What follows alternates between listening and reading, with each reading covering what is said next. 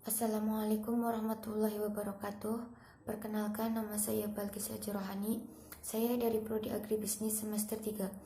Di sini saya dan rekan saya, Lala Lutfiatunisa, akan mempresentasikan permasalahan yang dihadapi petani saat masa pandemi. Untuk masalah yang pertama yaitu hasil panen yang melimpah tidak diimbangi dengan permintaan pasar yang naik pula. Untuk hasil panen yang melimpah dan permintaan pasar berkurang akibat pandemi COVID-19 sehingga adanya PSBB dan membuat operasional pasar dikurangi. Bahkan sampai ada yang ditutup akibat adanya pelaku pasar yang terkena COVID-19. Untuk mengatasi atau mengurangi banyaknya kerugian bagi petani, maka sebagai petani pun harus dapat berinovasi bagaimana cara agar hasil panen bisa laku. Mungkin inovasi yang dapat dilakukan itu dengan memanfaatkan sosial media. Para petani bisa menjual hasil panen mereka dan melakukan interaksi lewat sosial media sehingga mengurangi interaksi langsung dengan pembeli. Terus permasalahan yang kedua yaitu untuk kenaikan harga pupuk. Mungkin saat ini petani sangat membutuhkan kebijakan dari pemerintah dengan adanya subsidi pupuk dengan tanpa mengurangi mutu dari pupuk. Tapi sebagai petani pun bisa memanfaatkan sisa hasil produksi seperti daun kering, jerami atau rumput, kotoran hewan untuk membuat pupuk organik seperti membuat kompos.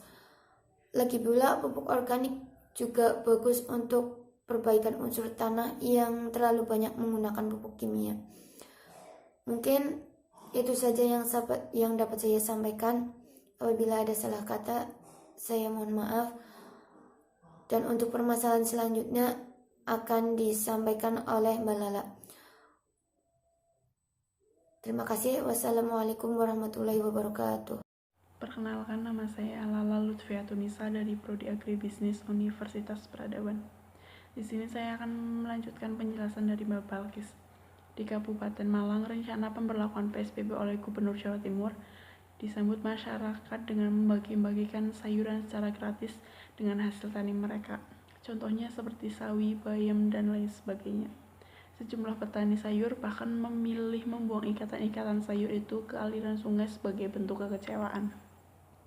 Langkah konkret yang harus segera dilakukan untuk menyelamatkan nasib petani, tidak semua harus bergantung pada kebijakan pusat. Pemerintah telah memberikan kewenangan kepada desa untuk mengalokasikan hingga 20% dana desa yang ada dalam bentuk bansos COVID-19.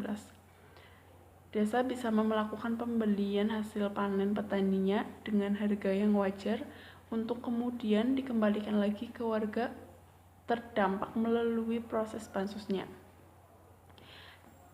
Menurut saya solusi masalah ini dengan adanya sayuran dan buah-buahan yang sifatnya lebih cepat membusuk dapat dibeli oleh BUMDes untuk diolah lebih lanjut menjadi produk yang lebih tahan lama seperti saus, manisan, dan lain sebagainya.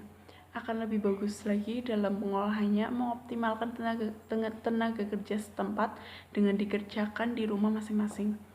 Solusi tersebut akan aman karena tetap bisa menjaga jarak sekaligus dapat menambah penghasilan warga di tengah pandemi. Desa juga bisa memfasilitasi untuk pengadaan market center sebagai tempat transaksi jual beli antara petani. Sekian dari kelompok kami. Apabila ada kata-kata yang kurang berkenan, wabillahi taufiq wal hidayah. Wassalamualaikum warahmatullahi wabarakatuh.